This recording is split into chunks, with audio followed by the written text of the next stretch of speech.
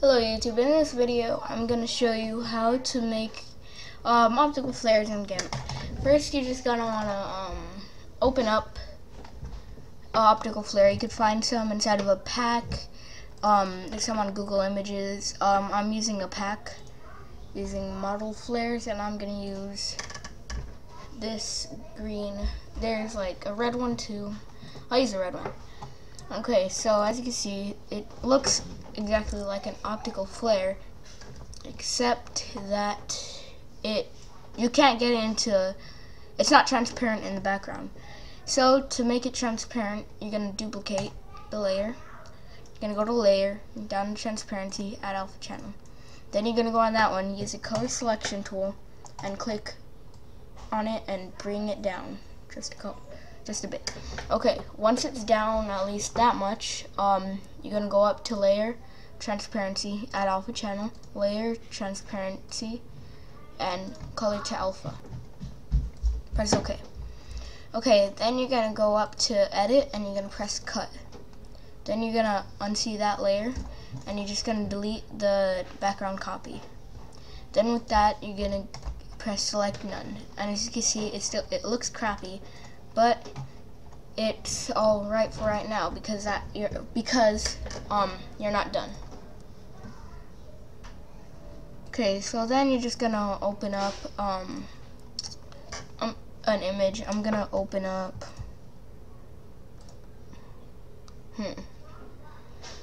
I'm just gonna open up a random one like this. I'll open this one up, and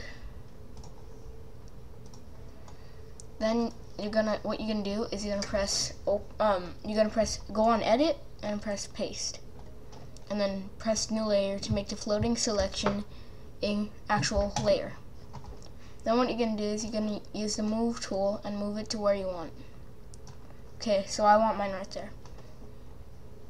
I'm gonna go up to mode. You're gonna press on mode and you're gonna press lighten only. This gives it this makes the black disappear. So if you press normal, as you can see, it looks like that. But if you press lighten only, it takes all the light stuff and only shows the light. Okay, then what you're gonna do to make it more realistic, go up to colors, press colorize, put the saturation up a little bit, and put the brightness up a little bit. Actually, put the saturation up a lot, and oops, sorry.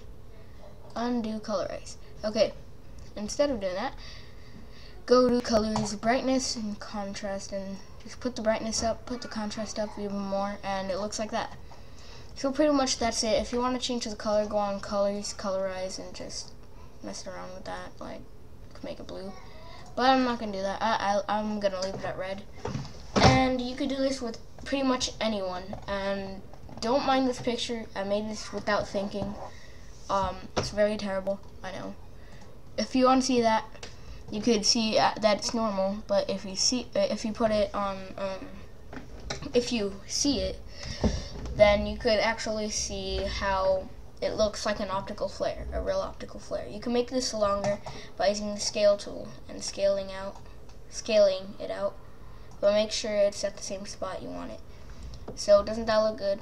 You click on it again, you pull it out some more, put it in the middle. That looks good. You could just keep on messing around with it, and it looks pretty realistic. You could do this. It's easier in Photoshop, but to make it brighter, you could also duplicate the layer, but I don't recommend doing that. It doesn't really do anything. It just makes it a little tiny bit lighter. Okay, then well, in Photoshop, it's a little bit easier. Actually, it's a lot easier, but in here, it's still doable. So like, you can make something like that. Looks pretty cool. Yeah, yeah, so you can pretty much do it with anyone. I'll show another example, right now. Okay, so I'll actually use one, off of Google, if I have one. Hope I have one. Let me just check. Texture. I'm looking for it right now, so just give me a sec.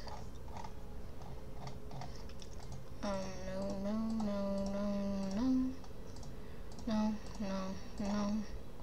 Oh, and the stuff you see, like if it shows like Chinese stuff, it's because of a project I did at school. Oh, okay, there it is. Okay, I'm gonna open that one. And this one's a little bit more tricky because as you can see, it looks like an actual real optical flare. So you're just gonna do the same thing. Duplicate the layer. Go to layer, transparency, add alpha channel. Gonna click on it, but move it down about right there. Yeah, that's good. Go up to layer, transparency, add alpha channel, layer, transparency, color to alpha. Press OK. Edit and cut.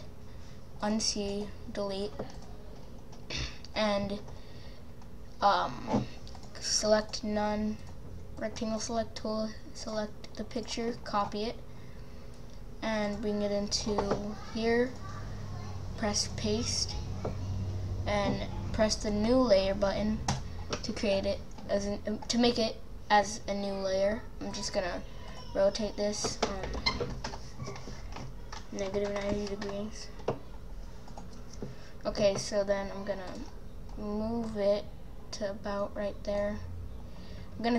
I'm gonna scale it like right here, like right now. Just to make it like not as hard, I guess. Make sure you get the right well, the way you want it. Press lighten only, and it looks good. You can go up to layer, colors. Gonna go down to brightness. Put the brightness up a little bit. Put the contrast up even more, but not too much. Brightness up, contrast up. When you put the brightness up, you always have to put the contrast up. Okay, as you can see, that one looks actually a little bit more lively, except it doesn't look as real. It looks more lively, but it doesn't look as real.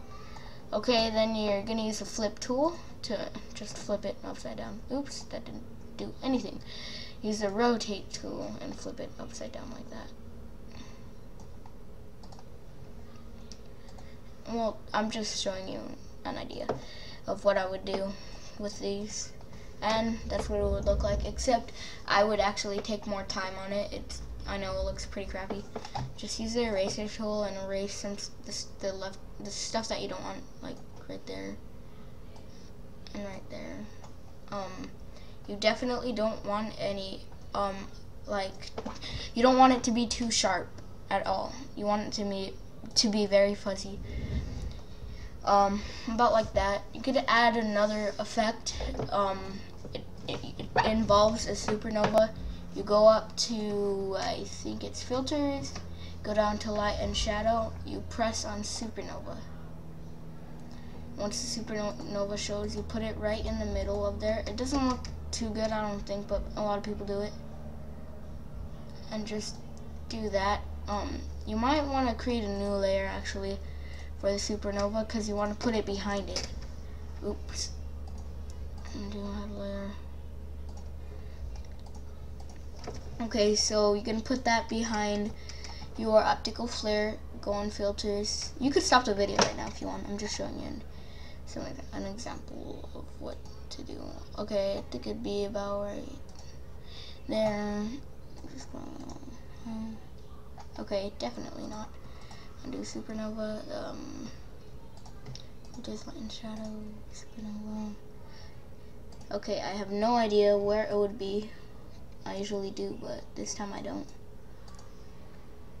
Okay, I'm pretty much off, but you get the idea. Yeah, so that's basically how to put an optical flare inside of GIMP. It's actually very, very simple. As I already said. Don't use this brush tool at all. It sucks. Like, it's terrible. It's crappy. Don't choose the brush tool to make another one, because you're not gonna get anything with it. Like if you were to do this and make that right. Oh my god, what the? No, I'm just kidding. You can't rotate it. That's all I can say. You can't rotate it. You put something right there. You rotate it. It rotates like super weirdly, and it's like super hard to rotate. Okay, I guess not. Okay, I am wrong. But I have to like research that some more, because and it's on normal light, and oh my god, that looks like way better than what I did before. Okay, I guess once you try it another time, it looks a lot different. So I'll delete that and I'll bring that one down. Doesn't that look like a lot better? And I'll duplicate that one. I'll delete that pasted layer. I'll take this awesome better one in. Oh, I hope you just saw what I did there. Because I don't want to try and remember what I did. See, this is what I'm talking about. It's like super hard to rotate it. That's all I hate about this. Like, now that I know it works, I still hate the rotation part of it. It sucks. It's terrible. I hate it. Okay, so, yeah. I kind of messed up on this video right there at that part. So please don't hate. I'm sorry for that. I'll try to make my videos a little bit more clear, but right now that's what it looks like. And I hope you found this at least a little tiny bit helpful. I hope. And see you next time.